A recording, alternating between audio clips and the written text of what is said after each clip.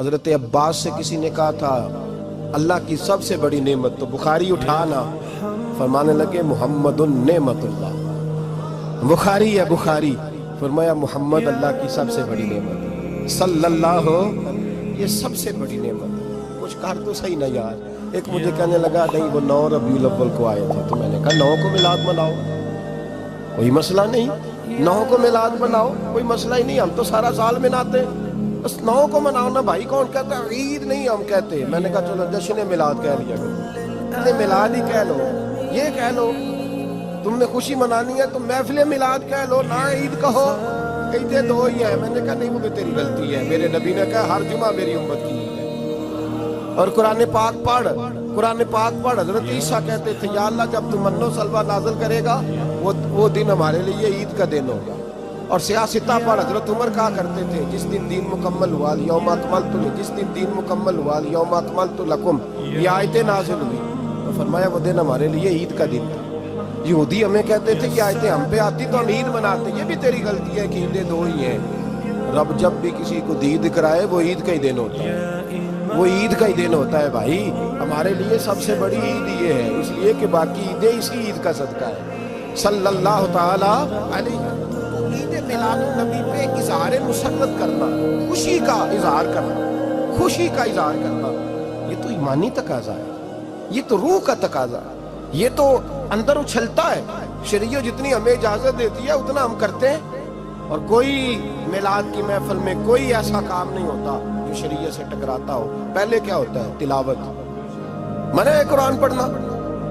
دوسرا کیا ہوتا ہے؟ اتنا درجہ ہے نعت کا، اب تو نہ نعت پڑھنے والے رہے نہ سننے والے رہے، دونوں میں ہی کمی ہے۔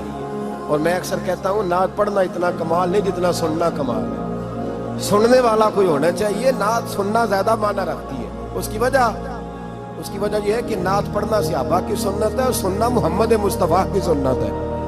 اور سننے والے کا درجہ، ہاں تیرا درجہ زیادہ ہے اگر تو سمجھے، اور اتنا بڑا درجہ کہ حضرت احسان بن ثابت نعت پڑھے تو نبی پاک اپنی چادر ممبر پہ بچھائے، اور وہ میں نیچے نہ پاڑی در میرے ممبر پہ بیٹھ کے پاڑی، یہ کوئی معمولی بات ہے؟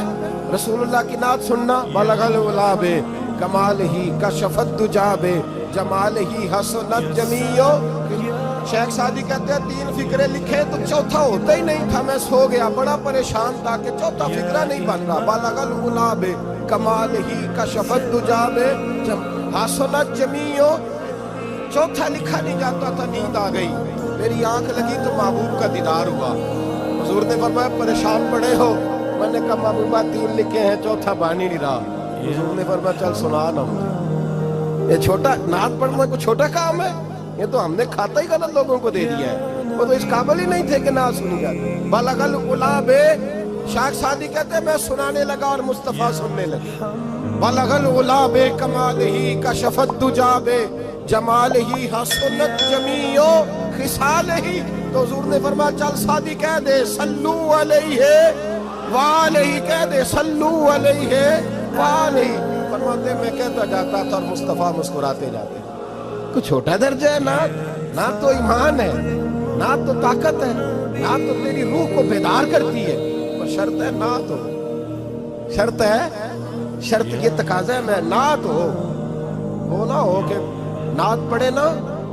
میرے حضرت صاحب فرماتے ہیں نعت کا مقصد ہے جب بندہ نعت پڑھے تو اس کا دل نبی پاک کے گنبد کی طرف جائے، جب نعت سنے تو اس کی توجہ رسول پاک کی جانب جائے۔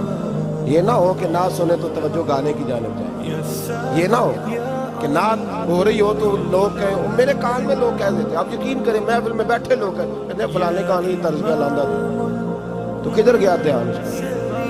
یہ نعت تو نے پڑھی ہے، یہ نعت سنی نہیں آج تک۔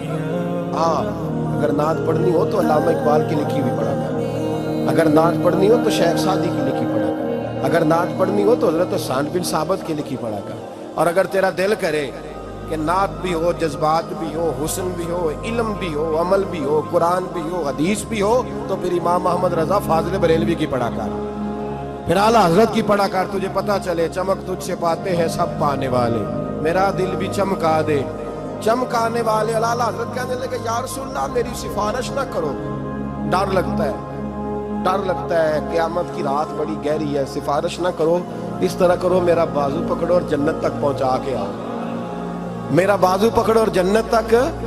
کہتے میں مجرم ہوں آقا مجھے ساتھ لے. سونے نہ ڈر لگتا ہے. وہ بچہ کہتا ہے میں نے نہیں باہر جانا، اندھیری رات ہے. ابا جی نال چلو. تو بلا مثال بلا تشبیہ صرف سمجھانے کے لیے.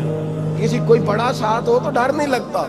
یہ نعت ہے نا، چمک تجھ سے پاتے ہیں سب پانے والے، میرا دل بھی چمکا دے چمکانے والے. کہتے ہیں یا رسول اللہ محشر کی رات بڑی گہری ہے، میں مجرم ہوں آقا مجھے ساتھ لے لو کہ رستے میں ہیں جا بجا تھانے والے. سونے جرم کر کے آیا اور پکڑا نہ جاؤں کہیں، مہربانی کر مجھے پردوں میں چھپا لے، مجھے مدثر اور مزمل کی چادر کے نیچے کر لے، میں مجرم ہوا مجھے ساتھ لے کہ رستے میں ہے جا بجا تھانے والے. اور پھر تڑپ اٹھے کہنے لگے کہ یہ نہ سمجھے وہ چلے گئے، تو زندہ ہے واللہ تو زندہ ہے واللہ، میری چشم عالم سے چھپ جانے والے، میری چشم عالم سے چھپ جانے والے.